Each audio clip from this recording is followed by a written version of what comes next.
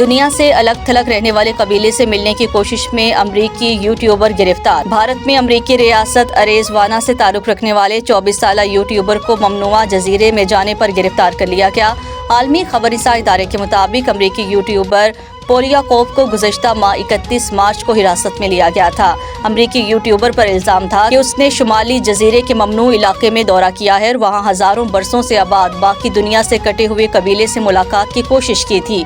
कबीले के अफराद से राब्ते में नाकामी के बाद यूट्यूबर वहां उनके लिए डाइट कोक का कैन और एक नारियल छोड़ाए थे। इलावा से यूट्यूबर ने वहां से रेत के नमूने उठाए और अपनी कश्ती के जरिए वापस आ गए।